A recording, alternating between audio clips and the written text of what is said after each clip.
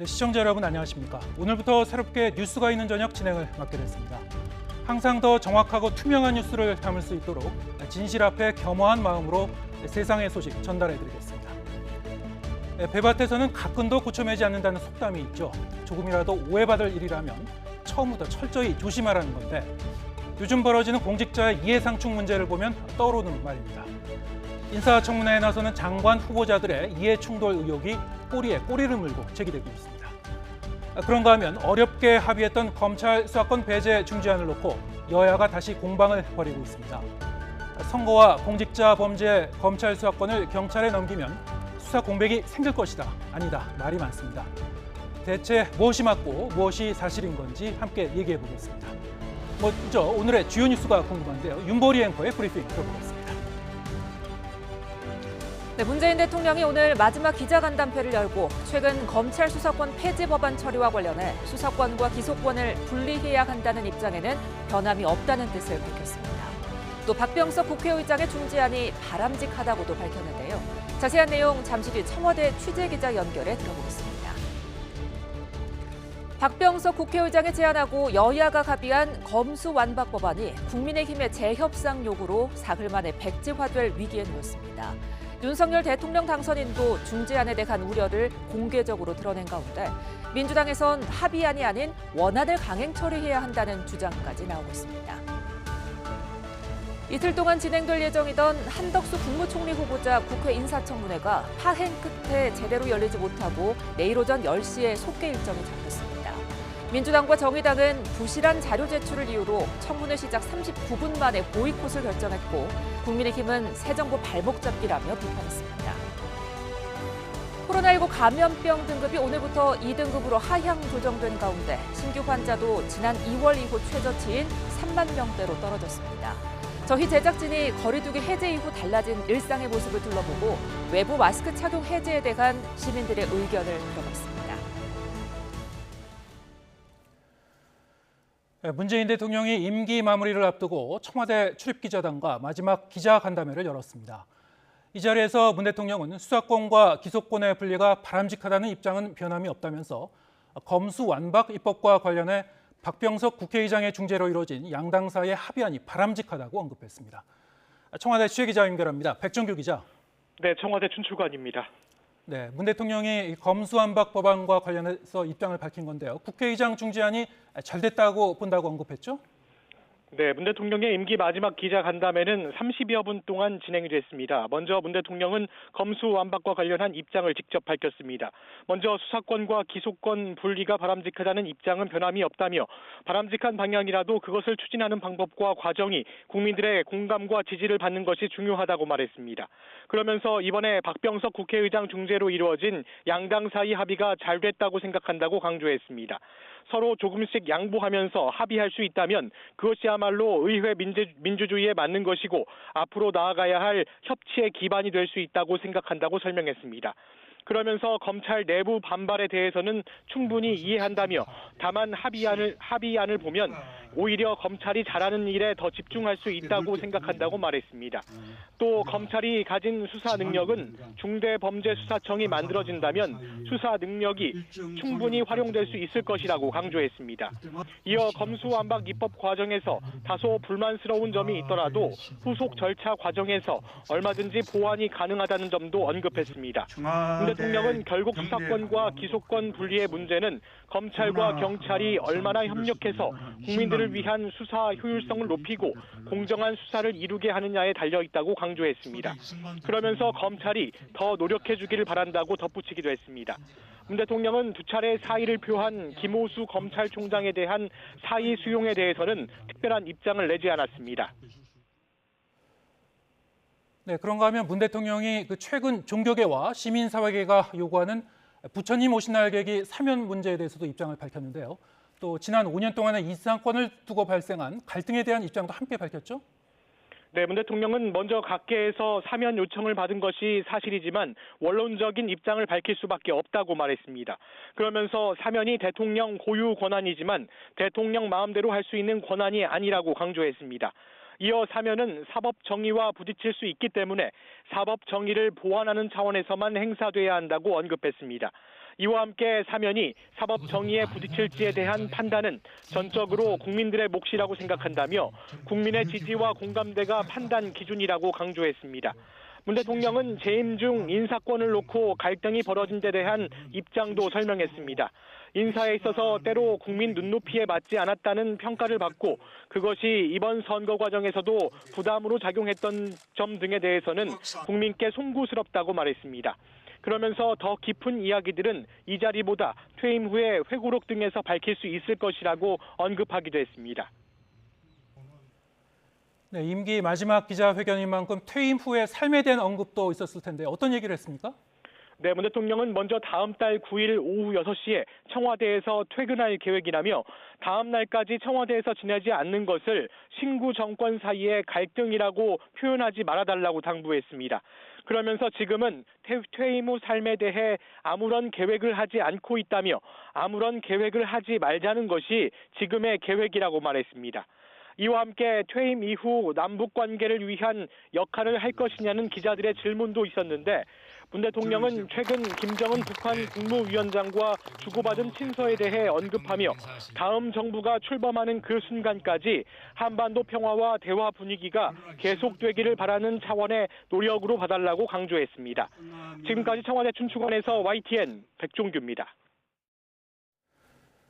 네, 지난주 합의됐던 검수완박 중재안에 대해서 국민의힘 최고위원회에서 재논의를 언급하면서 여야 대립이 격화되고 있습니다.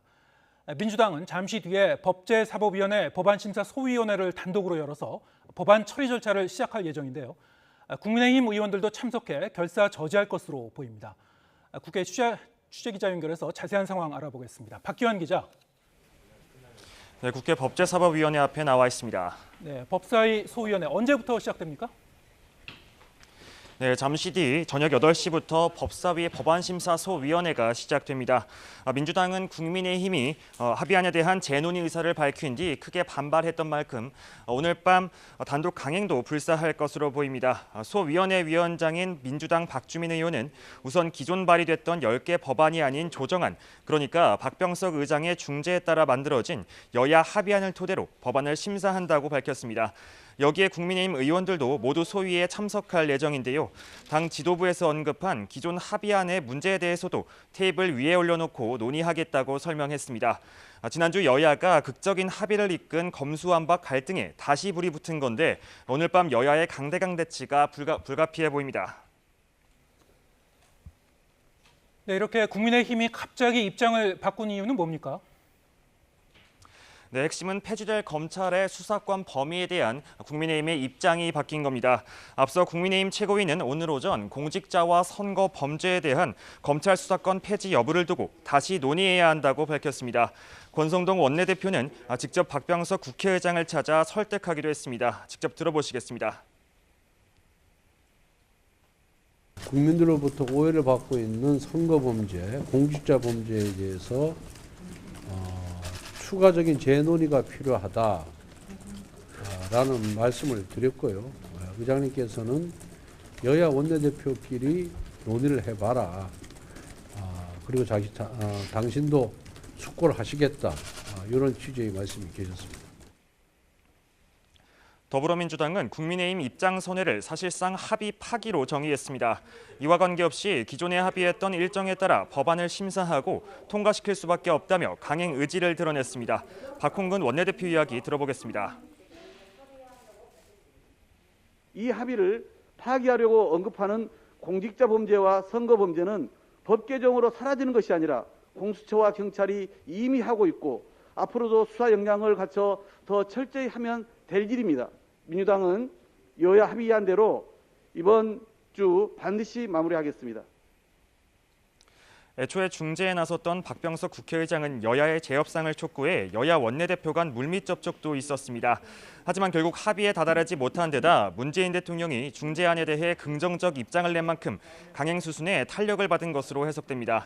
일단 오늘 밤 국민의힘의 저지 속에 법안이 어디까지 논의되고 처리될 수 있을지는 조금 더 지켜봐야 할 것으로 보입니다. 지금까지 국회에서 YTN 박기환입니다. 네, 지난주 여야가 전격적으로 검수완박 중재안에 합의했을 때만 해도 중재안의 국회 처리는 기정사실 같아 보였죠. 그런데 며칠 만에 이렇게 상황이 급변하면서 국민의힘 쪽에서 제동을 걸었습니다.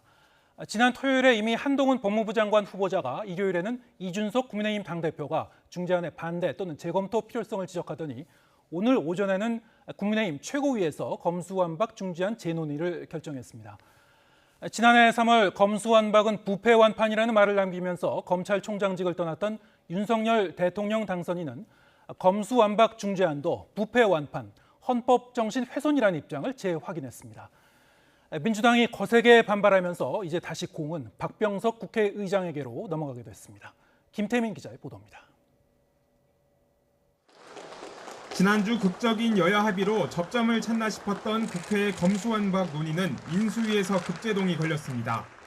당선인은 검수완박은 부패완판이다. 그리고 이 검수완박 법안이 통과되는 것은 헌법 정신을 크게 위배하는 것이고. 윤석열 당선인이 중재안에 부정적인 뜻을 비추며 국민의힘 지도부도 주말 사이 입장을 급선회했고 권성동 원내대표도 다시 윤 당선인을 만나 이 같은 입장을 확인했습니다. 대표님 오늘 통일동 찾으셨는데 어떤 일이 공직자와 선거범죄를 검찰 수사에서 배제한 것에 대한 비판 여론이 들끓은 데다 국민의힘 자체 여론조사에서도 중재안 반대 여론이 훨씬 높았다는 점도 합의안 번복에 영향을 준 것으로 알려졌습니다. 하지만 민주당은 즉각 거세게 반발하며 합의안 파기 즉시 법안을 강행 처리하겠다며 으름장을 놓고 있습니다. 여야 합의를 파기하려는 어떠한 국민의힘의 시도도 결코 용납하지 않을 것입니다. 합의를 파기하는 즉시 검찰 개혁 법안을 국회에서 통과시키겠다는 것을 여기에 한 발 더 나가 기존 원안대로 법안을 처리하자는 강경파의 목소리도 잇따라 터져나왔습니다. 먼저 중재안 합의를 깬 만큼 의장 중재안을 수용한 더불어민주당의 원안대로 검찰 정상화법 입법을 진행해야 할 것입니다. 이처럼 여야가 다시 강대강 대치로 맞붙으면서 공은 박병석 국회의장에게로 넘어왔습니다. 박 의장은 여야 중재를 이끌 당시 이번이 마지막으로 어느 한쪽이 거부할 경우 수용하는 정당의 입장을 따를 수밖에 없다고 밝혔는데 일단은 말을 아끼고 있습니다. 다음에 말씀드릴게요. 지금은 말씀드리면 박병석 국회의장은 합의 파기라는 해석에는 분명한 언급을 하지 않고 여야 논의를 좀 더 지켜보겠다는 입장인 것으로 전해졌습니다. 하지만 애써 봉합했던 여야 갈등이 더욱 거세게 분출하는 모양새라 어떤 방식이든 결단을 피하긴 어려워 보입니다. YTN 김태민입니다. 네, 이런 가운데 김호수 검찰총장이 사전에 검찰 수사권 폐지 법안의 내용을 안 것 아니었느냐, 검찰 내부에서 이런 의문이 제기되곤 했는데요.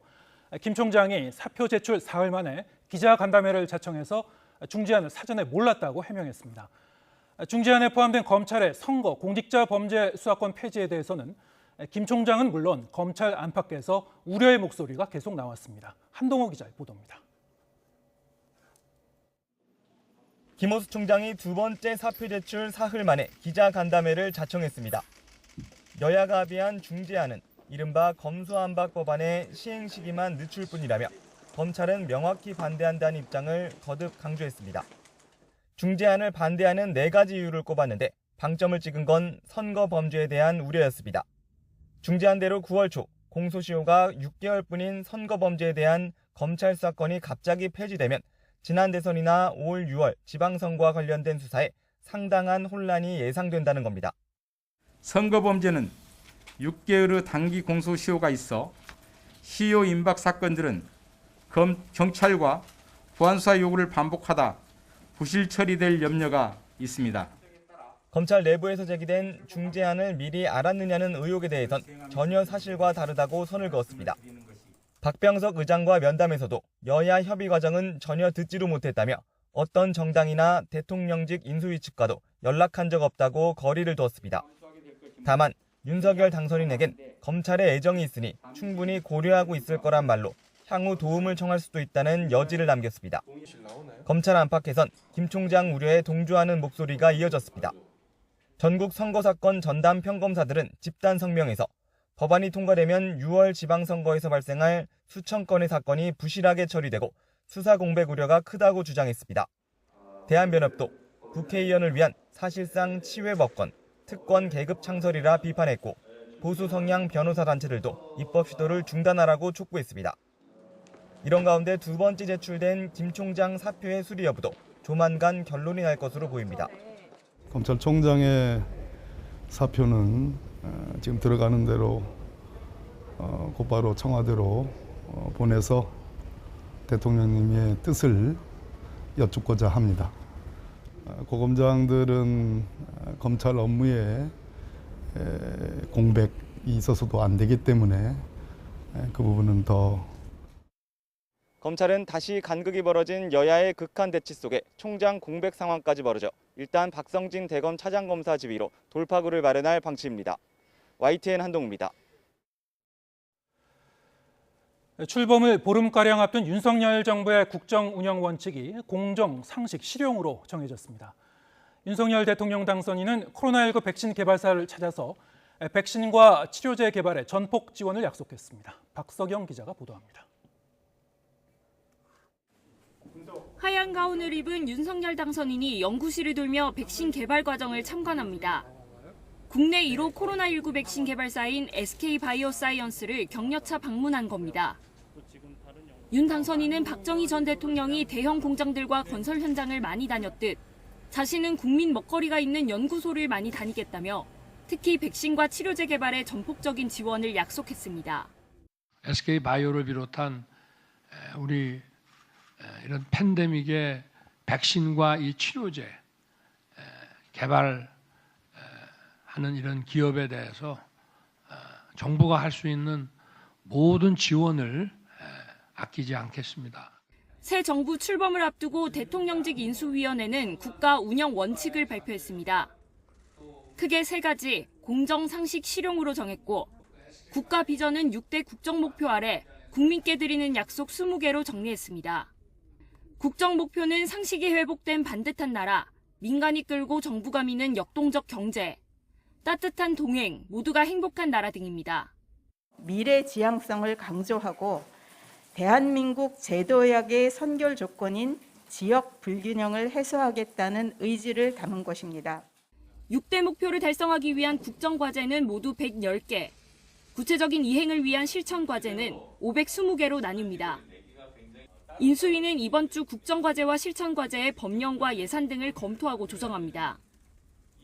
다음 달 3일 전체 회의에서 이를 윤 당선인에게 보고하고 안철수 위원장이 대국민 발표를 통해 국정과제를 최종 공개합니다. YTN 박석영입니다. 네, 사돈댁이 될 분의 경영하는 회사의 주식을 사서 1억 원이 훨씬 넘는 차익을 거뒀다.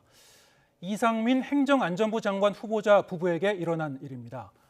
구체적인 주식 거래 내역은 공직자 재산 공개 자료에도 공개가 되지 않는 내용이지만 YTN 취재기자가 인사청문 준비단의 취재에서 주식을 사고 판 시점을 일부 확인했습니다. 이들은 사돈 일가의 제약회사 주식을 매매했는데요. 의료계와 제약회사 간의 리베이트 사건을 수사 의뢰할 수 있는 국민권익위원회 부위원장을 역임하면서도 자신과 특수관계인 제약사 주식을 거래한 겁니다. 이 후보자 측은 내부 정보를 이용한 거래는 없었다고 해명했습니다. 신지원 기자가 단독 보도합니다. 이상민 행정안전부 장관 후보자가 국민권익위원회 부위원장일 때 공개한 재산 목록입니다. 2015년 이 후보자는 JW 중해제약 주식을 500주 보유했고 부인은 3,600여 주를 가지고 있다가 판 것으로 나옵니다. 당시 중해제약 주가는 신약 개발 기대감 등으로 연초 대비 몇 배에 이르는 가파른 상승세를 보이던 중이었습니다. 그런데 이 후보자에 따른 같은 해 10월 중해제약 이종호 명예회장의 외손자인 이모 씨와 결혼합니다. 이 후보자 부부 가운데 주식 보유량이 많은 부인 정모 씨가 중해제약 주식을 처음 산 건 2015년 8월 5일. 딸이 결혼하기 2달여 전으로 당시 주가는 종가 기준 31,750원입니다. 매수 이틀 뒤에는 중해제약이 신약 기술을 수출할 거라는 기대감이 퍼지며 주가가 17%대 급등하기도 했습니다. YTN 취재 결과 정 씨는 이후 수차례 중해제약 주식을 거래하다가 이 후보자가 권익위원회 부위원장으로 내정되고 한 달쯤 뒤 남은 물량을 모두 매도합니다. 당시 종가는 44,600원이었습니다. 배우자 정 씨는 이런 주식 거래로 모두 1억 5천여만 원을 현금화했습니다. 이 후보자 측은 정확한 거래 내역을 밝히지 않고 있지만 주가 그래프 등으로 볼 때 매매 차익은 수천만 원에 이를 것으로 보입니다. 이 후보자도 부인과 비슷한 시기에 중해제약 주식을 산 것으로 확인됐습니다. 그 다음 해에는 중해제약을 일부 팔고 사위 이모 씨가 최대 주주인 지주사 중해홀딩스 주식을 샀습니다. 권익위를 이끌며 제약사 리베이트 사건을 수사 의뢰할 수 있는데 자신과 특수관계에 있는 특정 제약사 주식을 거래한 겁니다. 이와 관련해 이 후보자 측은 일반인처럼 주식 시황을 보고 투자를 했다며 사돈 회사의 내부 정보를 이용한 거래는 아니라고 설명했습니다.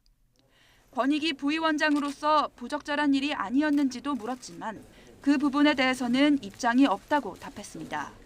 YTN 신지원입니다. 네, 앞서 전해드린 대로 검찰 수사권 분리 법안 처리에 합의를 이뤘던 여야가 다시 재협상 문제를 놓고 날선 공방을 이어가고 있습니다. 또 한덕수 국무총리 후보자 인사청문회도 첫날부터 파행을 겪고 있는데요. 정치가 있는 저녁, 정가는 오늘은 배종호 세한대 교수와 함께 얘기 나눠보겠습니다. 자, 어서 오십시오. 네, 안녕하세요. 네. 자, 이 국민의힘이 검수완박 법안 중재안에 대한 재검토 입장을 밝혔는데 먼저 여야 입장 들어보겠습니다. 공직자 범죄와 선거 범죄에 대한 검찰의 직접 수사권이 빠진 부분에 대해서 국민들의 지적이 많이 있습니다. 기득권을 보호하는 것이다. 여야가 야합을 한 것이다.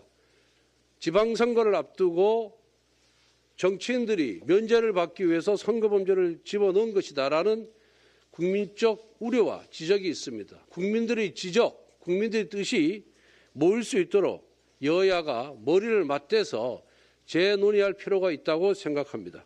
우리 민주당이라고 의장 중재안이 만족스러워서 수용한 것은 아닙니다.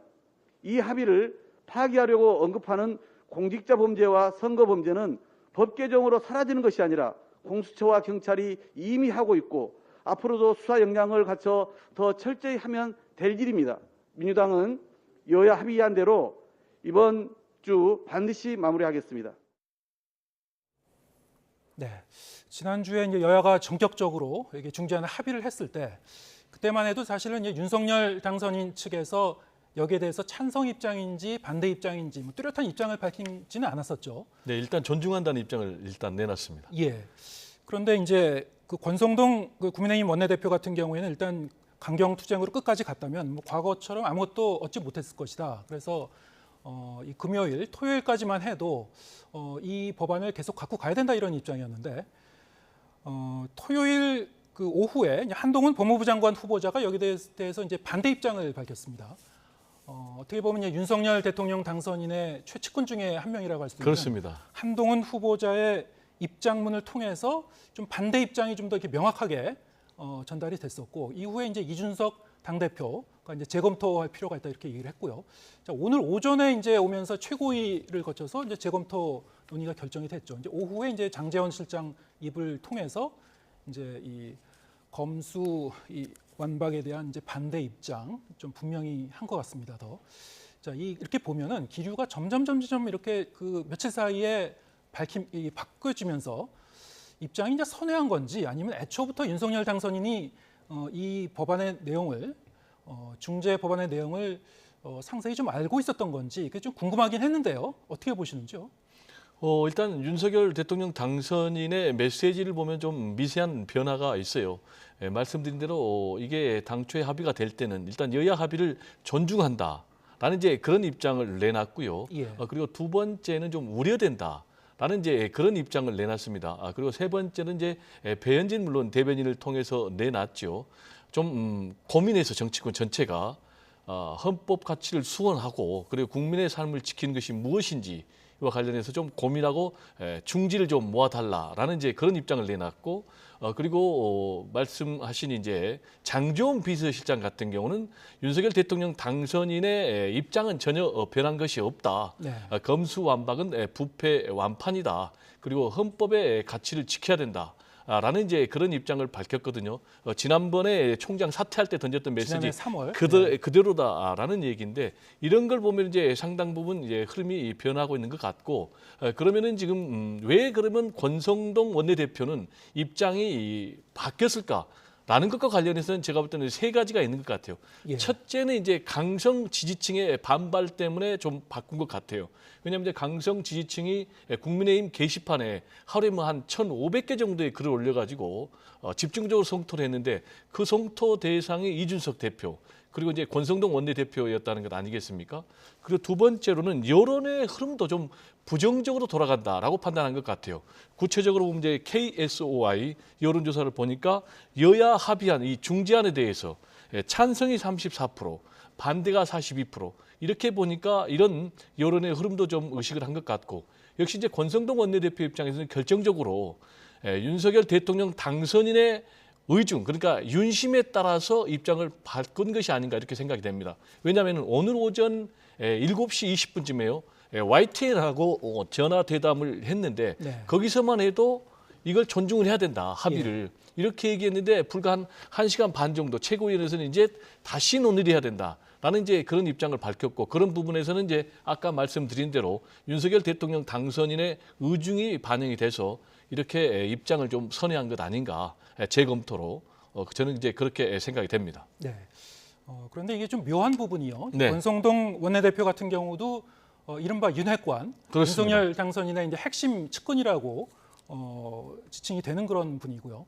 물론 이제 한동훈 법무부 장관 후보자도 최측근이라고 하죠. 그렇습니다. 네, 다 이 그 측근 중에 측근들의 입에서 좀 약간 엇갈린 그런 기류가 이제 포착이 되다가 이제 월요일 오늘 들어서 이제 이렇게 반대 입장으로 좀 수렴이 된 것 같아요. 자, 뭐 이게 자세한 내용은 또 구체적으로 좀 더 시간이 지나면 더 밝혀질 것 같은데요. 자, 이런 와중에 이제 권성동 원내대표가 오늘 오후에 윤 당선인과 면담을 했습니다. 자, 중재안에 대해서 논의하기 위해서일 텐데요. 자, 어떤 얘기가 오고 갔을까요? 일단 만난 시점이 굉장히 중요한데요. 오늘 오후 3시에 만났다고 합니다. 예. 그리고 한 30분 정도 단독 면담을 했다고 그래요. 그러면은 이 시점이라는 것은 이미 사실상 백지화한 그 시점이거든요. 그러면 이제 결국은 앞으로의 문제를 얘기했을 것 같아요. 자, 이 합의안을 번복을 했는데 이게 앞으로 전체적으로 정치권에 어떤 영향을 미칠 것인가, 그리고 또 여론의 향배는 어떻게 될 것인가, 그리고 앞으로 민주당의 강경 반발에 대응해서 국민의힘은 어떻게 대응을 해야 될 것인가, 이런 부분에 대해서 제가 볼 때는 얘기를 했을 것 같고요. 네. 매우 심도 있게. 그리고 또 가장 중요한 것은 지금 방금 앵커께서 약간 뉘앙스가 혹시 윤석열 대통령 당선이라고 권성동 원내대표하고 뭔가 소통에 좀 착오 내지는 미세한 오류가 있었지 않느냐라는 이제 그런 생각을 좀 한 것 같은데 그런 전망들을 지금 일부 언론에서 분석 기사로 내놓고 있거든요. 지금 이제 결과적으로 보면 권성동 원내대표는 당초 본인이 이 합의안에 대해서 중재를 이끌어낸 것에 대해서 굉장히 긍정적으로 평가를 했는데 스스로 지금 자기 부정하는 그런 결과가 되기 때문에 이런 부분에 대해서 제가 볼 때 대통령 당선인 입장에서 좀 달래주는 그런 부분에 좀 대화가 있었지 않을까 이렇게 생각이 좀 됩니다. 다만 이 중재 과정에서 네네. 이 중재안의 합의에 이르는 과정에서 그 구체적인 내용에 대해서는 이 윤석열 당선인은 몰랐다 이렇게 이제 권성동 원내대표는 얘기를 하고 있습니다. 예. 사실 근데 이런 그 상황에서 민주당이 그럼 국민의힘이 이제 합의를 파기했다면서 이제 원안을 강행 처리하겠다 우리는 뭐 이렇게 이제 밝혔습니다. 본회의가 28일이나 29일쯤 열릴 가능성이 있습니다. 어떻습니까? 이제 그 전에 합의를 다시 이룰 가능성이 있을까요? 이렇게 강행 처리하게 되면 사실 여야 모두 이제 정치적 부담이 클 텐데요. 일단 지금 민주당에서는 이제 강경하게 반발을 하고 있습니다. 당장 뭐 처음에 강경파죠. 기자회견 열고 이렇게 합의를 파기하면은 원안 처리해야 된다라는 이제 그런 강경한 목소리를 내고 있는데 앞으로 이제 민주당 입장에서는 선택지가 크게 세 가지가 있는 것 같아요. 첫 번째로는 지금 이제 처음에처럼 강경의 목소리에 따라서 원안대로 처리하는 것. 이거는 이제 민주당 검수완박 원안 처리를 얘기하는 겁니다. 그리고 두 번째로 이제 박병석 국회의장이 중재한 이제 여야 합의안. 그리고 세 번째로는 다시 또 미세하게 조정을 할 수 있는 예. 조정안도 가능할 수가 있겠죠. 왜냐하면 지금 이제 검찰의 직접 수사와 관련해서 6대 범죄가 있지 않습니까? 검경 수사권 조정이 됐지 않습니까? 예. 그 가운데서 지금 2대 범죄, 그러니까 부패와 경제에 대해서만 이게 지금 직접 수사를 하도록 하고 나머지 부분 4개에 대해서 지금 구체적으로 지금 국민의힘에서 반발하는 것이 공직자 범죄 그리고 선거 범죄 이걸 지금 강력하게 다시 추가를 해야 된다라는 요구를 하고 있지 않습니까? 따라서 이 부분 가지고 조정을 한다면은 뭐 2가지 중에 하나를 넣을 수도 있고 또는 뭐 둘 다를 넣을 수도 있겠죠. 그렇지만은 민주당과의 또 국민의힘과의 어떤 절충에 실패한다면은 민주당 입장에서는 최소한 여야가 합의했던 중재안에 대해서는 단독 처리 선택을 할 가능성도 남아있다. 이렇게 전망을 합니다. 네, 지금 말씀하신 것처럼 뭐 3가지 옵션 중에서 세 번째, 이를테면은 이 중재안의 큰 틀은 가져가되 어떤 세부적인 내용을 좀 미세 조정한다든가, 이를테면은 이 선거와 공직자 범죄에 대한 것이 사실은 이제 지방선거를 앞두고 있기 때문에요. 이 선거에 출마하는 정치인들이 사실 이 검찰의 수사권이 경찰로 넘어가게 되면은 가장 혜택을 보게 되는 거 아니냐, 이런 이제 일각의 좀 뭐랄까요, 이제 의구심이 제기되고 있기 때문에요. 자, 이 지방선거는 때까지는 좀 이 부분을 이제 보류한다든가, 선거와 공직자 범죄에 대한 수사권 전환을 좀 뭐랄까요, 그냥 부칙을 통해서 아니면은 어떤 단서 조항을 통해서 좀 예외로 해놓을 수도 있을 것 같고요. 자, 이런 미세 조정을 통한 어떤 조율 뭐 이런 게 가능하지 않을까요? 어떻게 보시는지요? 그 부분과 관련해서는 제가 볼 때는 민주당과 국민의힘이 팽팽하게 맞설 것 같아요. 예. 지금 이제 국민의힘의 논리는 경찰의 수사 능력이 부족하다. 그리고 두 번째로는 경찰의 수사의 공정성을 의심할 수밖에 없다라는 이제 그런 입장인데, 지금 이제 전체적으로 선거사범 수사의 90% 이상을 경찰이 수사하고 있는 그런 현실이거든요. 그렇다면 그 부분과 관련해서 과연 경찰의 수사 능력을 폄훼하는 것이 맞는지라는 이제 그런 의문이 들고요. 그리고 이제 경찰 수사의 공정성과 관련해서 그렇다면 과연 검찰 수사는 공정한가라는 문제 제기가 나오고 있거든요. 지금 이제 검경 수사권 조정 그리고 수사와 기소권을 분리해야 되는 이런 문제도 근본적으로는 검찰의 수사의 공정성 문제에서 기인하는 거거든요. 그럼 이제 박근혜 정부 시절에 검찰이 선거 사범을 수사해 가지고 기소할 때 보면은 굉장히 당시의 여당 편향적인 그런 수사 결과를 내놨다라는 의심을 받을 수 없는 그런 결과가 나왔기 때문에 그런 부분도 논리 또한 어느 각도에서 보느냐에 따라서 아전인수격을 해석할 수가 있다. 따라서 이 부분은 아까 말씀드린 대로 여야 재논의 과정이 만약에 있다면은 그 과정에서 팽팽하게 제가 볼 때는 대치할 것으로 그렇게 보입니다. 이 선거 관련 사범 수사와 관련해서는 특히 경찰이 이제 그것을 전담했을 경우에, 경찰 같은 경우에는 검찰과 달리 이제 행정안전부 장관의 이 산하에 있는 그런 기관이기 때문에 좀 더 이제 정부의 이 입김이 더 들어갈 여지가 좀 있고요. 물론 이제 공정하고 중립성을 지켜야 되겠습니다만, 그리고 이 선거 관련 범죄를 보면은 사실 굉장히 사안이 복잡한 그런 사안도 굉장히 많습니다. 이를테면 뭐 드루킹 댓글 사건 같은 경우에는 검찰도 뭐 장기간 수사를 했습니다만 이 선거법 관련 위반 혐의를 제대로 이제 입증을 하지 못하지 않았습니까? 끝까지. 그래서 이것이 이제 검찰이 작정을 하고 수사를 해도 잘 실체적 진실이 밝혀지지 않는 경우도 많이 있는데, 이것을 이 행정안전부 장관 산하의 경찰 쪽으로 선거 관련 사범을 수사를 다 넘겼을 경우에 이게 과연 공정하게 모두 정확하게 수사가 될 수 있을지, 여기에 대한 이제 국민의 의구심이 계속 제기될 수 있는 것이거든요. 말씀하신 대로 행안부 장관의 영향력 아래에 경찰이 들어간다면은 사실상 그걸 염려해야 될 정당은 국민의힘이 아니고 민주당이겠죠. 왜냐하면 이제 윤석열 정부가 이 국정을 운영을 해가니까, 그리고 이제 행안부 장관도 결국 이제 윤석열 대통령 당선인이 지명하는 그런 장관이 나오지 않겠습니까? 네. 특히 이제 한동훈 법무부 장관 후보자가 국회 청문회를 통과해서 임명이 된다면 결국 이제 윤석열 대통령 당선인 입장에서는 검찰과 경찰을 다 통제하기 때문에 그 부분과 관련해서 오히려 민주당이 고민해야 될 문제가 아닌가 이렇게 생각이 저는 됩니다. 네. 네. 알겠습니다. 또 다음 주제로 넘어가겠습니다. 이번 주부터 이제 새 정부 내각 후보자 청문회가 시작이 됐죠. 첫 주자인 한덕수 총리 후보자 청문회 첫날부터 이제 파행이 됐습니다. 자, 지금 이 문제가 된 것이 이제 자료 내역인데요. 요구했었던 자료가 다 공개가 안 됐다. 자, 이런 내용이죠.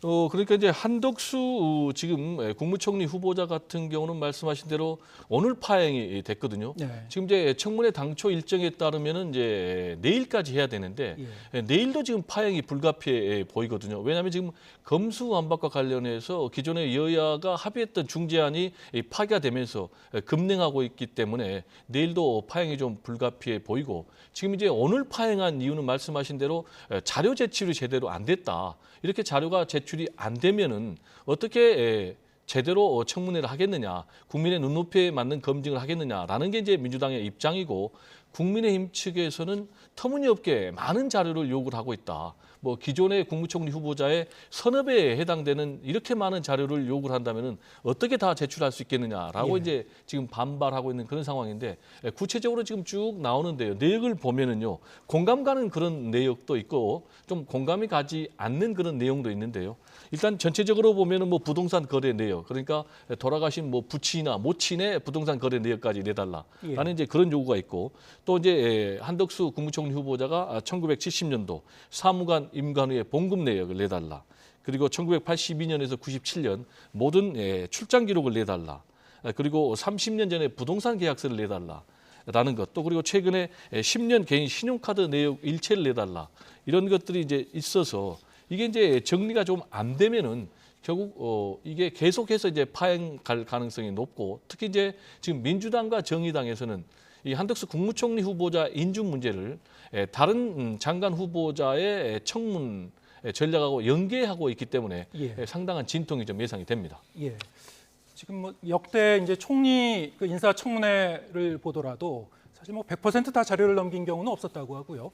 정말 사실은 핵심적인 문제는 어떤 자료가 안 넘어간 건지 좀 정말 핵심적인 그런 어떤 의혹을 풀 수 있는 자료가 있지 않겠습니까? 역시 이제 그 문제와 관련해서 국민의 눈높이에 맞는 검증 플러스 국민의 눈높이에 맞는 자료 제출을 요구해야 되겠고 또 국민의 눈높이에 맞는 그런 자료라면은 응당히 국민 검증이라는 차원에서 한덕수 국무총리 후보자도 제출하는 것이 일반적인 원칙이 아닌가 그렇게 생각이 됩니다. 네, 지금 이 총리와 장관 후보자의 이제 인사청문회.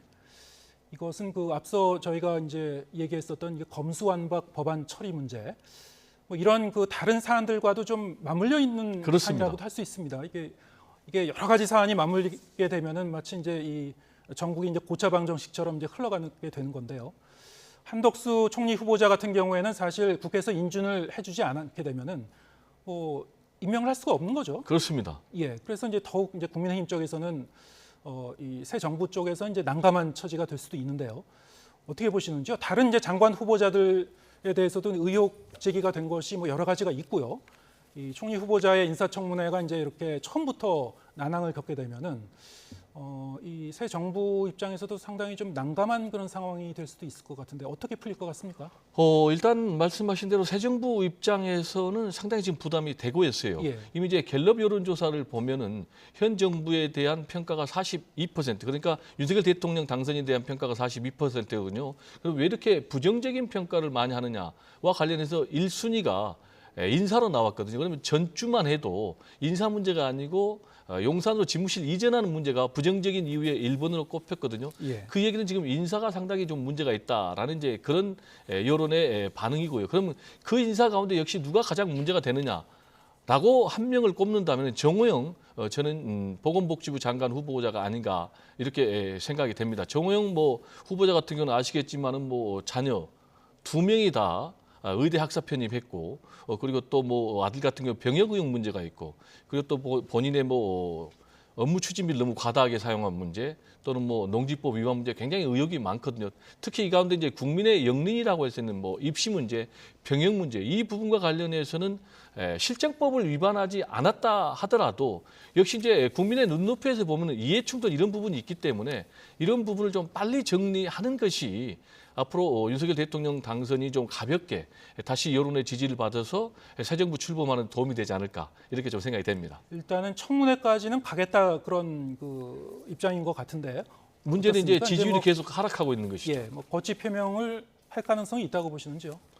제가 볼 때는 여론의 흐름에 굉장히 민감하게 반응을 해야 된다면은 예. 저는 청문회까지 끌고 가면 갈수록 계속해서 여론의 뜨거운 그런 질타를 받기 때문에 그 전에라도 자진 사퇴하는 것이 오히려 전체 청문회 전략에서는 더 도움이 되지 않나 이렇게 생각이 됩니다. 네, 지금 뭐 국민 정서와 여론도 계속 좀 주시하고 있을 거고요. 그렇습니다. 네, 내부적으로도 여러 가지 고민이 많을 것 같습니다. 그렇습니다. 좀 어떻게 상황이 이제 이 전개가 되는지 잘 지켜봐야 될 것 같습니다. 오늘 배정호 세한대 교수와 함께했습니다. 고맙습니다. 네, 감사합니다.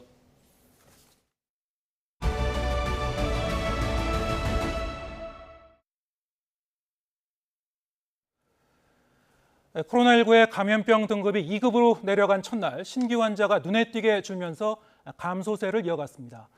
실외 마스크 해제는 정부가 종합적 검토를 거쳐 결정하겠다는 입장인데 신중론도 만만치가 않습니다. 김평정 기자의 보도입니다.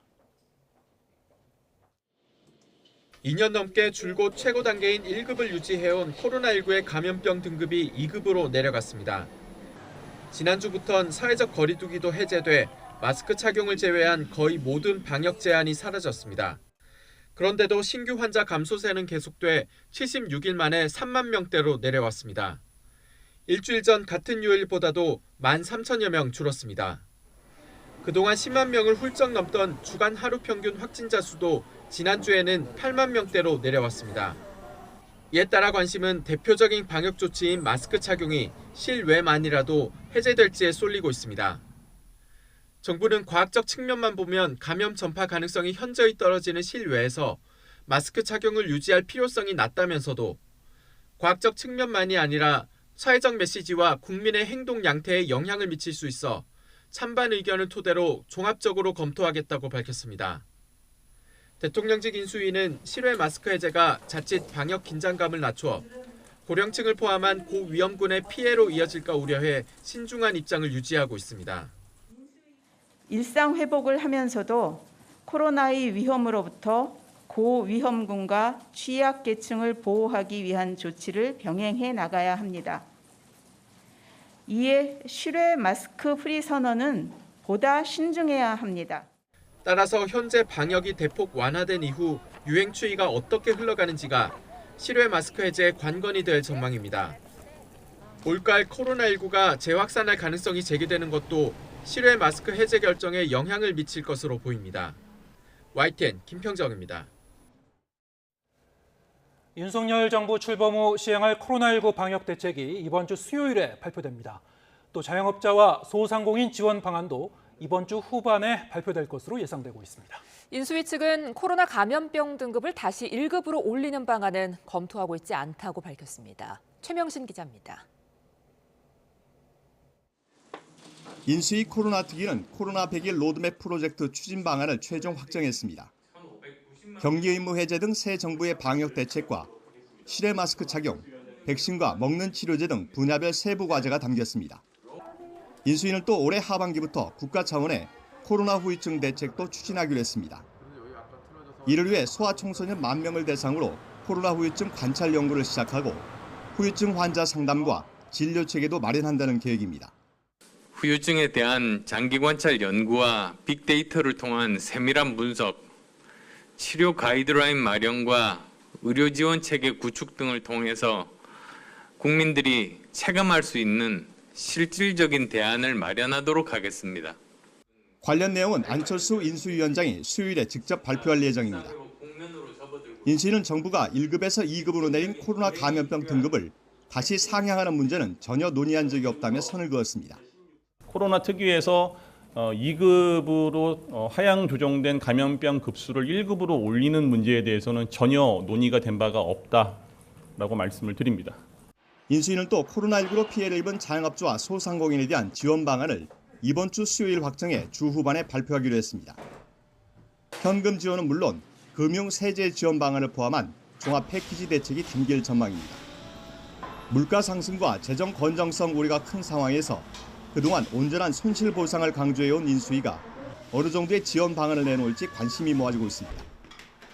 인수위 코로나 특위는 이번 주를 끝으로 활동을 종료하게 됩니다. YTN 최명신입니다. 네, 그런가 하면 사전 예약을 통한 고령층 대상 코로나 백신 4차 접종이 오늘부터 시작됐습니다. 위중증과 사망 등 피해가 고령층에 집중되면서 정부는 4차 접종을 적극 권고하지만 분위기는 3차 때와는 조금 다릅니다. 기정훈 기자입니다. 고령층 사전 예약자를 대상으로 한 4차 접종이 시작된 월요일 아침. 3차 접종을 마친 지 120일 이상 지난 60대 이상 어르신들이 대상입니다. 코로나19 백신을 맞는 게 벌써 4번째. 하지만 중증화 위험을 크게 줄여준다는 설명에 어르신들은 또다시 팔을 걷었습니다. 코로나 전염병들이 그러는 거죠. 우리 나이 먹은 사람이 코로나 걸리면 그대로 가는 거죠. 60대 이상은 많이들 가잖아요. 위안은 되죠. 근데 이거 맞았으니까 걸리더라도 약하게 걸린다고 그러더라고요. 위안이 돼요. 고령층 대상 4차 당일 접종이 시작된 건 지난 14일. 24일까지 10하루 동안 60대 이상 어르신 74만 1000여 명이 4차 접종을 마쳤습니다. 인구 대비 접종률 5.4% 수준입니다.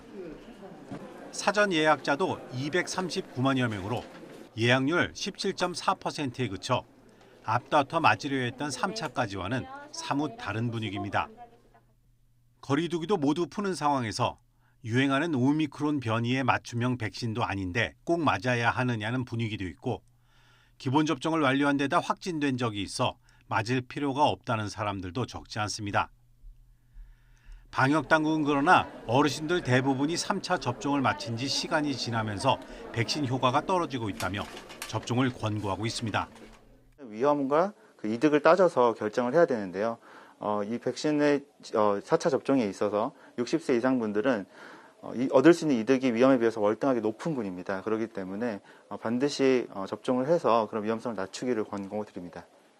4차 접종의 효과에 대해선 전문가들의 의견도 갈리고 있지만 정부는 4차 접종을 먼저 시작한 외국에서 위중증과 사망을 확실히 줄였다며 특히 80대 이상은 꼭 맞을 것을 적극 권고했습니다. YTN 기정훈입니다. 네, 코로나19 감염병 등급이 2급으로 내려가고 실내 다중이용시설 취식이 허용되는 등 이른바 포스트 오미크론 체계가 가동되기 시작했습니다. 정부는 이런 일상 회복을 위해 가장 중요한 전제 조건으로 코로나19 대응에 일반 의료 체계 전환을 꼽아왔는데요. 현실은 아직 갈 길이 멀어 보입니다. 이형원 기자입니다. 코로나19에 감염된 어린이도 대면 진료받을 수 있는 병원입니다. 일반 환자와 섞이지 않도록 동선이나 진료 시간을 분리해 혹시 모를 감염 전파를 최소화하고 있습니다. 정부는 이렇게 확진자도 동네 병의원에서 일상적인 치료를 받을 수 있어야 포스트 오미크론 체계로 나아갈 수 있다고 강조해 왔습니다. 임신부나 골절 환자 등이 당장 관련 진료를 받지 못하면 상태가 악화할 수 있는 만큼 진료 과목에 구애받지 않고 확진자도 일반 병원을 이용할 수 있어야 한다는 겁니다. 2학기 동안의 병상 조정을 어떻게 할 건가, 외래진료센터 확충 등을 위해서 일반 의료체계로의 전환 준비, 이런 것들은 차질 없이 이행될 수 있도록. 코로나19 대응을 일반 의료체계로 전환하기 위해 의료계 협조를 당부해왔지만 대다수 동네 병원들은 확진자를 받는 데 난색입니다. 혼자 진료는 안 돼요. 저희는 아직 안 보고 있어요. 확진되시면 해제되시고 4일 이후부터 치료가 가능하신 거라. 실제로 지난 22일 기준 코로나 환자의 외래진료센터를 운영 중인 전국 병의원은 6천여 곳에 불과합니다. 전체 의료기관 7만여 곳 가운데 10%에도 미치지 못하는 겁니다. 정형외과, 피부과 이런 기타 다른 과들에서는 대부분의 그래도 환자가 아직까지는 비코로나 환자들이 많기 때문에 코로나 환자를 같이 둔다는 것 자체가 좀 부담이 돼서 대면 진료 기관으로 신청하기가 사실 상당히 어려움. 하루 확진자가 아직 수만 명씩 나오는 데다 새로운 변이 출현으로 재유행 가능성도 있는 만큼 동네 병원 참여는 저조할 수밖에 없다는 겁니다. 결국 인플루엔자 치료제인 타미플루처럼 아이부터 고령층까지 처방 가능한 코로나19 치료제를 충분히 확보한 뒤에야 일반 의료 체계 전환이 가능할 것으로 내다봤습니다. YTN 이영훈입니다.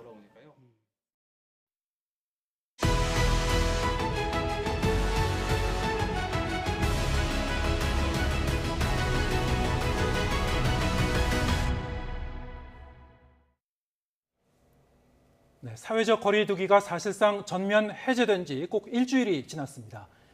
2년여 만의 일상 회복이죠. 이젠 영화관에서 팝콘, 실내 야구장에서의 치맥을 먹는 일도 가능해졌습니다. 뉴스가 있는 저녁에서는 한 주 동안 코로나 방역을 함께 견뎌온 우리 이웃들의 이야기와 달라진 일상에서 더 고민해야 할 문제들을 살펴보겠습니다. 먼저 우리 일상은 어떻게 바뀌었을까요? 양치창 기자가 돌아봤습니다. 왁자지껄 웃음소리가 그치질 않는 일명 을지로 노가리 골목입니다. 오랜만에 만난 지인들과 밤 늦은 시각까지 회포를 푸는 모습. 우리가 2년 만에 되찾은 일상 중 한 장면입니다. 가게 안팎으로 발 디딜 틈 없이 꽉 들어찬 손님. 다닥다닥 붙어 앉았지만 시민들은 어느 때보다 자유로움을 느낍니다. 오랜만에 거리두기가 풀려서 학교 선배랑 같이 그냥 술 마시러 나왔는데 네, 분위기도 좋고 네, 기분 되게 좋은 것 같아요. 그 전까지는 이제 항상 시간 생각하면서 뭐 일찍 만나고 아니면 못 만나거나 이랬었는데 오늘은 크게 뭐 걱정 없이 만나게 된 것 같습니다. 시원하게 쭉 뻗어가는 타구에 관중들이 함성을 내지릅니다. 응원가를 떼창하며 목청껏 환호를 보내는 모습. 야구장에 육성 응원도 다시 찾아왔습니다. 관중들의 함성 소리에 저까지 속이 시원해지는데요. 이 실내 동구장에서 치킨과 맥주, 치맥도 2년 만에 다시 맛볼 수 있게 됐습니다. 밤 늦은 시각 극장을 찾는 관람객들의 발길도 계속 이어집니다. 한동안 중단됐던 심야 영화도 다시 시작됐고 상영관 안에서 팝콘도 먹을 수 있습니다. 거리두기가 해제된 이후부터 이렇게 시간을 보낼 수 있게 돼서 의미 있기도 하고 저한테 군대 가기 전에 좋은 추억이 될 것 같습니다. 거의 코로나 시작하기 전에 이제 심야 영화를 보고 이제 거의 처음으로 이제 보는 것 같아요.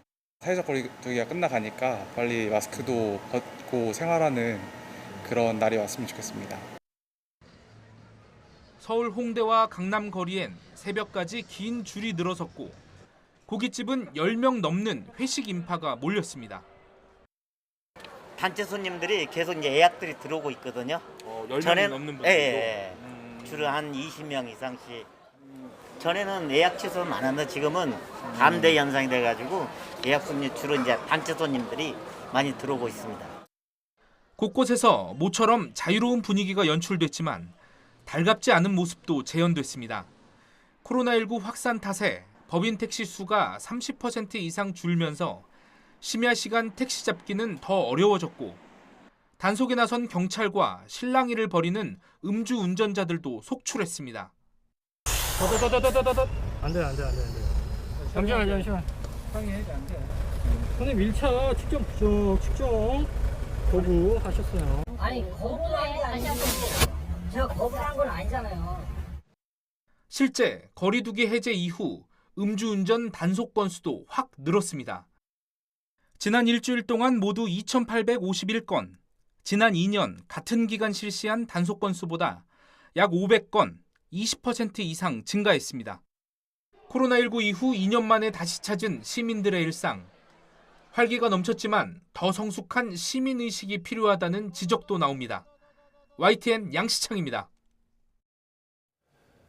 네, 지금 보신 대로 사회적 거리두기는 해제됐지만 실외에서 계속 마스크를 써야 하느냐는 이번 주에 결정될 것으로 보입니다. 정부의 이 판단을 앞두고 여러분의 생각은 어떠신가요? 뉴스가 있는 저녁 제작진이 300명 가까운 시민들의 의견을 들어봤습니다. 김자영 PD입니다.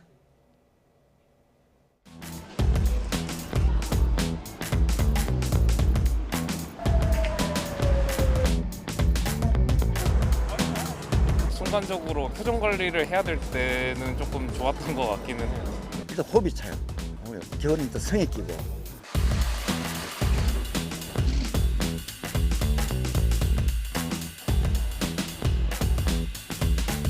당연히 벗어야죠. 계속 쓰고 살 수는 없으니까. 아직은 절대로 안 되지. 아직 좀 불안해요.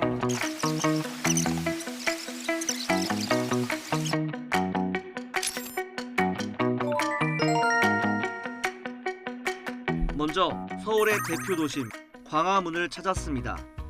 마스크를 쓴 이후에 입사를 하다 보니까 같이 일하는 분들의 얼굴을 눈만 보고 알아야 되는 경우가 있더라고요. 그래서 지금도 뭐 식사 시간이나 카페에서는 마스크를 벗고 얘기를 하는 모습을 많이 볼 수 있거든요.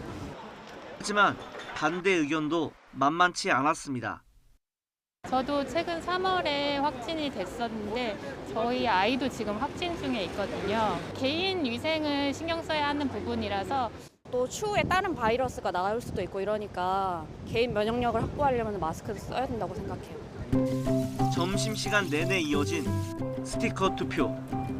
도심 직장인들은 마스크를 벗자는 의견이 근소하게 많았습니다. 이번에는 노인 세대가 많이 모이는 서울 종묘공원에 가봤습니다. 가을 되면은 또 이제 찬바람 나가면은 더 이제 또 활성화가 될 수 있으니까 마스크를 쓰면 호흡하기가 젊은 사람들이 예상 못하듯이 더 힘들어요. 오래된 친구 사이지만 의견 충돌도 일어납니다. 이제 솔직히 해서 옛날 독감만 또 못해 지금. 이것이 옛날 이제 이거 이제 토착병이 되었으니까 이제 벌써도 될 것 같아요. 내 건강이 제일이잖아. 다른 사람 몰라도 나는 계속 쓰고 다니는데 여름까지도 쓸 거야. 어르신들은 마스크를 써야 한다는 의견이 2배 이상 많았습니다. 그렇다면 젊은 층의 생각은 어떨까? 신촌 대학가에서 다시 의견을 물었습니다.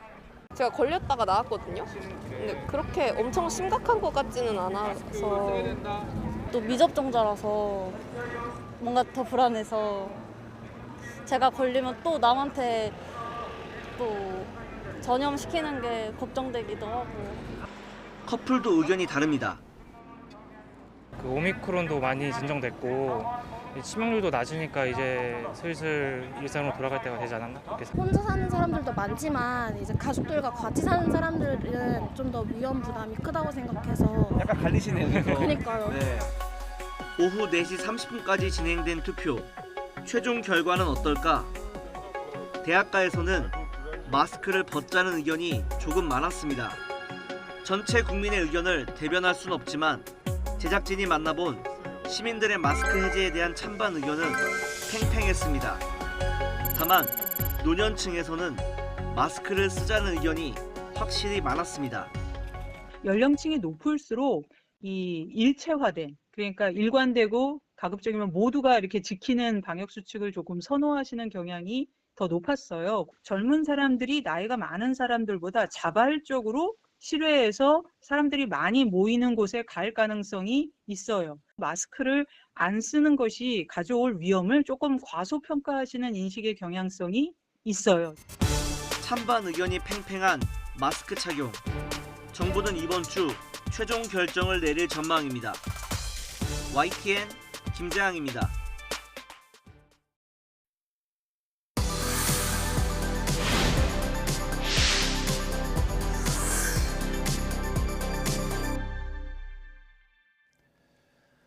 네, 뉴스가 있는 저녁에서는 매주 월요일 국제 분야의 뉴스를 다루는 시간을 마련했습니다. 어려운 국제 뉴스를 알기 쉽고 재밌게 전달해서 시청자들에게 적극적으로 다가가자는 취지인데요. 방송인 알파고 신하 씨와 함께하겠습니다. 자, 안녕하세요. 예, 안녕하십니까. 네. 자, 이 한국에서 굉장히 오랜 시간 지금 살고 계신 거죠? 예, 전 2004년에 한국에 왔는데요. 네. 그때부터 발목이 잡혀가지고 한국에서 살기로 했습니다. 기화인 알파고입니다. 네, 지금 국적이 이제 한국인이시고요. 예. 네, 지금 외신 기자로 활동하고 계시죠? 예, 저는 외신 기자로 활동했다가 다음에 국내 언론사들에서도 오랫동안 활동을 했고요. 뭐 관련된 책들도 많이 썼습니다. 예. 자, 요즘 가장 뜨거운 국제 뉴스는 아무래도 러시아와 우크라이나 상황일 것 같습니다. 자, 여기 이제 사진이 한 장 띄어져 있는데요. 자, 우크라이나 동부 돈바스 지역에 이제 폐허가 된 모습입니다. 한 남성이 이렇게 좀 외롭게 서 있는 모습입니다. 자, 이 어제 같은 경우는 러시아 동방정교회 부활절인 그런 날이었는데요. 그런데도 불구하고 공방전이 이어졌다고요? 네, 이제 한국하고 한국에 있는 기독교분들하고 러시아, 우크라이나에 계시는 기독교분들 종파가 다르거든요. 그래서 한국에 있는 부활절하고 그쪽에 있는 부활절은 다른데요. 어제 부활절이었어요. 예. 저 역시 SNS에서도 우크라이나 친구들이 이렇게 사진을 올렸는데 근데 부활절만으로도 좀 약간 휴전이 있을 거라고 사람들이 예상을 했거든요. 그리고 유엔 사무총장도 마찬가지고 그리고 전주교 교황님도 마찬가지로 이제 좀 휴전 좀 하자고 했는데 러시아는 그 휴전한 말을 안 들어가지고 계속 이제 전쟁이 계속됐죠. 네.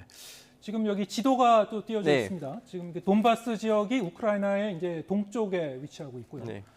네, 지금 원래는 그 처음에 우크라이나 이제 전쟁이 시작됐을 때 네. 저 키우 지역을 포함해서 네. 동부, 남부 다 이제 러시아가 이제 진격을 했었는데 지금 상황은 이제 키우에서는 그 러시아군이 이제 철수를 해서 네. 돈바스 지역으로 지금 집중하고 있는 그런 상황이죠. 예.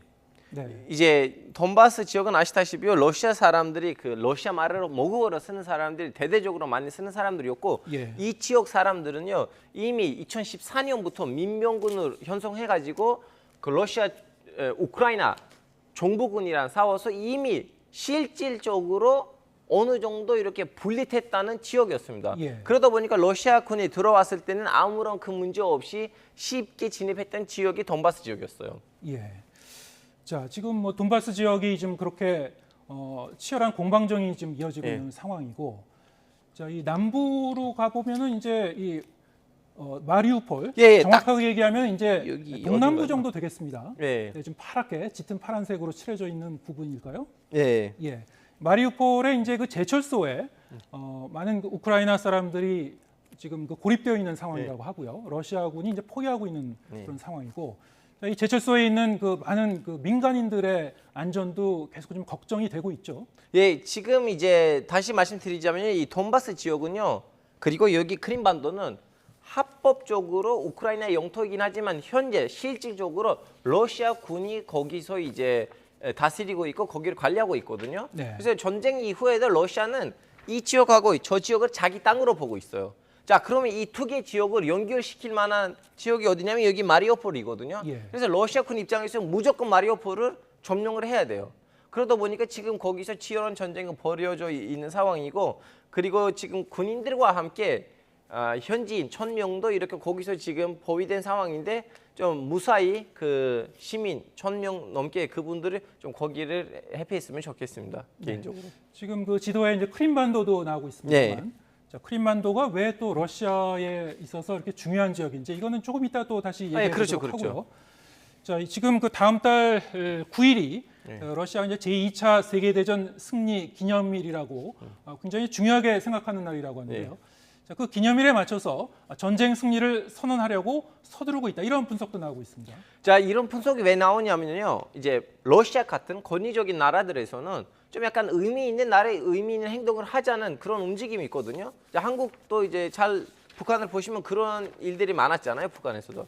마찬가지로 예를 들자면 러시아는 2014년에는 동계올림픽을 했었거든요. 동계올림픽 때는 이제 러시아 사람들이 너무나 행복했었기에 자기네 나라에서 국제적으로 어마어마한 큰 행사가 있었는데 그 행사 막판에는 러시아가 크림반도를 강제적으로 합병을 시켰죠. 자, 이러한 러시아 행동들을 보는 분석가들은 역시 이번에도 러시아는 무슨 행동을 취할 거다라고 하긴 하는데요. 저는 개인적으로는 실마리가 안 보입니다. 네. 자, 그러면은 왜 이런 그 참혹한 전쟁까지 이르게 됐는지 저희가 이제 역사적 배경, 문화적 배경을 하나하나 좀 따져 보도록 하겠습니다. 러시아가 이제 우크라이나를 침공한 이후에 전 세계의 비난과 그리고 제재의 대상이 됐는데요. 그럼에도 불구하고 이런 그 전쟁을 시작한 이유 어디에 있을까요? 자, 여러분 이제 전쟁이 시작하기 전에는 푸틴도 마찬가지였고 러시아에 있는 고위급 간부들도 똑같은 말을 많이 했는데요. 원래 우크라이나라는 땅이 없었다. 원래 우크라이나는 러시아 땅이었다라고 말을 하는데요. 그 말을 왜 하냐면요. 예전에 우크라이나도 러시아도 벨라루스도 하나의 같은 나라였습니다. 그 나라 이름이 키예프 루스였습니다. 이제 여기 사진 나와야 되는데 이제 여기는 보시다시피 흑해이고요.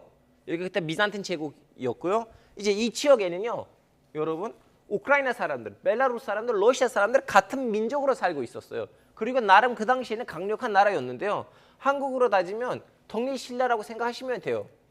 여기 남쪽이 그 당시 시기가 한 1200년이었습니다. 1200년. 예, 1200년이었고요. 여기 키예프에 있는 사람들이 나머지 모든 러시아 사람들을 합병시켰어요. 그래서 동일 나라가 돼버린 건데 한국도 마찬가지, 여기도 마찬가지인데 동쪽에서는 이제 몽골 제국이 쳐들어옵니다. 네. 쳐들어와서 이 어마무시한 큰 나라를 붕괴시키죠. 이 계기로부터 시작을 해서 러시아, 벨라루스, 우크라이나라는 세 개의 민족 아니면 국민이 탄생하는 거고, 다시 정리를 하자면 800년 전으로 가면 이 민족들은 다 하나의 같은 민족이었습니다. 네. 자, 이 뭐 한 1000년 전, 한 네. 900년 전, 1000년 전으로 이제 그 역사의 이제 뿌리가 이제 거슬러 올라가는 거군요. 예. 네. 그럼 이제 러시아하고 우크라이나가 언어와 뭐 문화적인 면, 뭐 민족적인 그런 면에서 상당히 뭐 동질감이 있다고 봐야 되겠군요. 예, 이제 아시다시피 방금 전에 말씀드렸다시피 여기 이제 몽골 제국이 와서 이 나라를 붕괴하고 난 다음에는 어떤 일이 생기냐면요. 바로 여기에 있는 여기 사진 나왔는데 바로 옆에 있는 폴란드, 리투아니아 연합왕국이 커다란 나라가 이렇게 붕괴됐다는 걸 보고 탐을 내서 오늘날의 우크라이나의 서부 지역하고 중부 지역으로 점령을 합니다. 예. 이제 그때부터는 우크라이나 사람들이 폴란드의 지배를 받게 되는 거고요. 나머지 남는 땅도요. 몽골 제국이 분배를 시켜서 식민지합니다. 자, 그 시간 이후로부터는 러시아 사람들은 몽골 제국을 통해서 아시아의 영향을 받는 거고요. 이 우크라이나 사람들도 폴란드를 통해서 유럽의 영향을 받게 되는 거예요. 네. 지금 뭐 그 주변 지역에 여러 가지 이제 문화적인 영향을 받은 그런 어떤 역사적 뿌리를 이제 저희가 살펴봤고요. 그렇기 때문에 지금 이 21세기 지금 시점에서는 우크라이나 지역에서도 좀 그 유럽에 좀 더 가까운 그런 정서를 갖고 있는 주민들도 있고 좀 친러시아적인 그런 성향을 보이는 지역도 있고 좀 지역마다 조금씩 다른 것 같군요. 그렇죠. 러시아 지금 우크라이나라는 그 땅 통일을 보시면요. 동부 지역은 특히 그 돈바스 지역 위주는요. 자신을 어떻게 보면 러시아 사람으로 생각해요. 예. 그리고 중부 지역은요. 자신은 우크라이나 사람으로 생각하지만 아직도 그 옛날 민족적인 성격들이 아직도 갖고 있고요. 서부 지역은요. 자신을 우크라이나 사람으로 생각하면서도 우리는 유럽의 민족이다. 우리는 유럽의 일부다라고 생각하는 사람들이에요. 예, 그렇군요. 그 남부 지역의 이제 크림반도 쪽은 어떻습니까? 크림반도는 완전 다른 케이스고요. 예. 크림반도는 정통적으로 우크라이나도 아니고 러시아 땅도 아니고 네. 거기 타타르 민족들은 자기네 나라를 만들었었는데 예. 러시아는 그 크림반도를 오스만 제국이랑 싸우면서 가지고 왔던 영토였어요. 근데 소련 시절에는 이제 두 번째 당서기 쿠르치오프 당서기는요. 이 크림반도의 자치 지방 행정이 이대로 가면 너무 힘들다. 러시아 공화국보다는 우크라이나 공화국 밑에다가 놓아야지 지방 행정 더 편리하다. 자, 보시다시피 이건 소련 시절의 러시아였고요. 예. 소련 시절의 우크라이나인데 소련 당서기는 이 땅을 여기보다는 여기에다가 주면 더 많이 편리하게 관리할 수 있다는 판단으로 이제 우크라이나한테 줬는데요. 소련이 붕괴되고 난 다음에 러시아 사람들이 억울한 거예요. 왜냐하면 이거 원래 우리 땅이었는데 이 소련 체계 때문에 우리는 우크라이나한테 갖다 줬는데 다시 돌려받아야 되는 거 아니에요? 하면서 거기에 항상 욕심이 있었죠. 당시에 그러면 크루시초프 서기가 네. 이 크림반도가 사실은 러시아 입장에서는 굉장히 중요한 지역이라고 하는데요. 네. 자, 이 크림반도를 좀 뭐랄까요? 좀 소홀히 생각한 걸까요? 어떤 좀 그 결과론적으로 보면 그런 부분도 있고요. 그리고 러시아한테는 어쩔 수 없는 그 줄임 문구입니다. 자, 여러분 아시다시피 러시아는 추워요. 러시아 항상 남아 정책이 있어요. 따뜻한 바다 나라를 가고 싶어요. 근데 갈 데가 없어가지고 이분들한테 유일하게 그 갈 수 있는 열쇠는 바로 크림반도예요. 물론 정치자분들이 소치라는 바닷가 도시도 있는데 거기는 부족하냐고라고 생각하실 수가 있는데 거기에다가 배를 진입시킬 수가 없어요. 유일하게 러시아는 흑해에서 여기 흑해를 컨트롤하려면 크림반도가 필수입니다. 네, 지금 이제 러시아 땅이고요. 네. 러시아에서 이제 이 해양으로 이제 진출을 하려면 그렇죠. 서쪽으로 나가려면은 자 여기를 통과해서 이 흑해로 이제 나가야 되죠. 그렇죠. 특히 이제 크림반도가 특히 이제 중요한 이유 중에 하나로 이제 부동항이 있다. 그렇죠. 뭐 이런 얘기도 있는데요. 소치에서는 부도항을 설치할 수가 없어요. 소치라는 그 유명한 러시아 바닷가 도시에서는 할 수가 없으니 크림반도에서 하는 거였는데 그동안 우크라이나는 러시아한테 임대를 줬습니다. 크림반도를. 근데 어느 순간부터는 임대 안 하기로 해가지고 러시아는 이제 그 땅을 가지고 가야겠다는 생각으로 14년에 가지고 왔죠. 네. 자, 이 크림반도에서는 그 우크라이나의 이제 자치공화국이었는데 러시아와 이제 합병을 결정하는 주민 투표에서 90% 이상의 이제 찬성이 남았었죠. 네. 자, 이 당시 이제 이 그 선거 결과를 보면요. 네. 자, 이 찬성이 96.77%가 나왔습니다. 네. 뭐 압도적인 그 찬성표라고 할 수 있는데요. 자, 이 크림반도에 사는 주민들의 이제 성향, 친러시아적인 그런 정서를 이제 엿볼 수 있죠. 저는 크림반도 사람들이랑 만나봐서 얘기를 해봤거든요. 이제 무슨 상황이냐면요. 일단은 방금 전에 말씀드렸다시피 이 크림반도는 역사적으로는 러시아 땅이었기 때문에 지금도 그때도 2014년에도 러시아 사람들이 압도적으로 많이 살아요. 네. 그리고 여기서 러시아 사람들이 많이 살다 보니까 러시아 말을 쓰겠죠. 근데 우크라이나는 러시아 교육 반대 법을 만들면서 이 지역 사람들의 분발이 너무 심했습니다. 그리고 그 이후로부터는 지역 민병군이 형성돼가지고 러시아의 지원을 받아서 우크라이나랑 전쟁을 했는데 우크라이나를 이기고 거기서 이제 자치 행정을 만들고 바로 국민 투표를 했고요. 그때 96% 나왔어요. 네. 물론 여기서 경제적인 요원은 돼 있어요. 우크라이나 경제하고 러시아 경제를 비교를 했을 때요. 러시아 경제가 더 앞서가 있거든요. 그래서 크림반도 입장에서는 우리는 러시아에다가 갖다 붙으면 더 잘 살 거다라는 그런 생각도 있었고 그 국민 투표를 하는 바로 다음 날에는 한 번 더 국민 투표했어요. 오케이, 우리 이제 독립을 했는데 혼자 살 것인가? 아니면 러시아랑 합병을 할 것인가? 바로 다음 날에 또 한 번 더 국민 투표를 하고 그 국민 투표 결과로 러시아랑 합병을 했습니다. 물론 지금은 유엔도 마찬가지고 우리나라 대한민국도 마찬가지고 아직도 크림반도는 우리가 우크라이나의 합법적인 영토를 인정하긴 하지만 실질적으로 지금 거기서 러시아의 국기가 휘날리고 있습니다. 예, 알겠습니다. 우크라이나 이제 전체적으로 보면은 사실 우크라이나의 정부가 어떤 성향을 가진 정부가 들어서느냐에 따라서 그때 이제 분위기가 달랐던 것 같아요. 이 친러시아적인 성향의 정부가 들어서느냐 아니면 친유럽적인 그 정부가 들어서느냐에 따라서 다를 것 같은데요. 지금 2004년에 이제 친러시아 성향의 빅토르 야누코비치 총리를 꺾고 이제 빅토르 유센코 대통령이 유셴코 대통령이 당선이 됐습니다. 자, 그 이후에 이제 뭐 EU 가입이라든가 나토 가입을 이제 추진하겠다 이런 얘기를 하면서 자, 이것을 보고 러시아가 좀 그 위협을 느꼈던 모양이에요.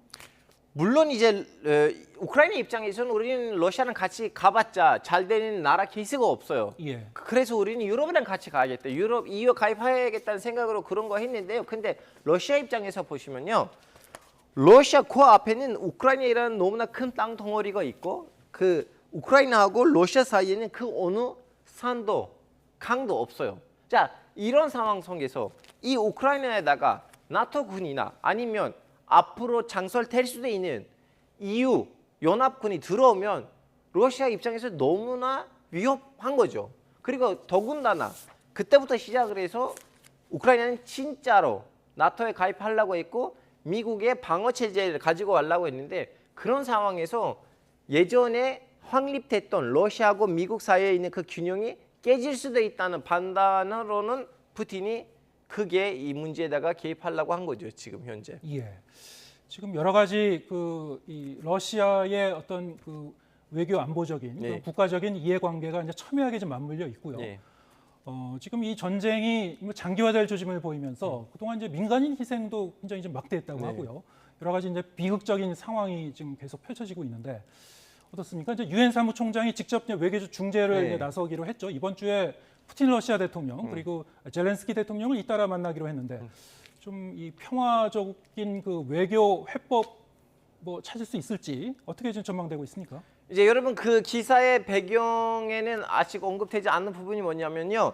유엔 사무총장이 러시아하고 우크라이나 정상이랑 만나기 전에는 일단 터키에 가서 터키 대통령이랑 만나고 다음에 갈 겁니다. 왜냐하면 러시아하고 우크라이나 사이에 그동안 중개 역할을 했던 사람이 터키 대통령이었기 때문에 이 유엔 사무총장이 제대로 내용에 대해서 잘 몰라요. 그래서 한번 가서 터키 대통령한테 들어봐야 돼요. 이제 이렇게 소설하다 보니까 아마 여러분들 이해하시다시피 유엔 사무총장이 양쪽 정상이랑 만난다고 해서 크게 달라질 거 없고요. 오히려 이 문제는 서양 세력하고 러시아 사이에 있었던 문제이기 때문에 서양 세계하고 러시아는 합의를 해야 됩니다. 네, 유엔 사무총장이 나서도 그렇게 뾰족한 해법이 도출되기는 어려울 거다. 뭐 이런 전망을 해주는데 그러면 지금 터키 쪽의 얘기를 먼저 들어야 되는 상황이었다 그랬는데요.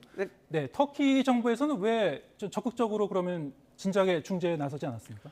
터키 정부도 솔직히 말하자면 이번 우크라이나 전쟁을 하나의 큰 기회로 보고 있었습니다. 왜냐하면 그동안 이란의 핵 문제 때문에 터키 그리고 시리아 내전 때문에 터키의 이미지는 그동안 서양 세계에서는 너무나 나빴고요. 왜냐하면 터키는 정통적으로 진미국가이자 친서양 국가로서 항상 미국하고 서양의 입장을 들어줬었어야 되는데 그걸 그동안 안 했고 바이든 대통령도 역시 당선되고 난 다음에 전화하지 않았던 몇 명 대통령 중에 하나는 터키 대통령이었는데 이번에 터키 대통령이 이 우크라이나 전쟁에서 열심히 중재 활동하면서 이제 그동안 버렸던 자기 신뢰, 크레딧을 다시 한번 회복하려고 하는 겁니다. 예, 알겠습니다. 자, 이 복잡한 우크라이나 전쟁 관련 정세, 방송인 알파고 신하 씨와 함께 알아봤습니다. 고맙습니다. 네, 감사합니다. 네, 오늘 뉴스가 있는 저녁은 여기서 인사드리겠습니다. 저희는 내일 저녁 7시에 다시 찾아뵙겠습니다. 고맙습니다.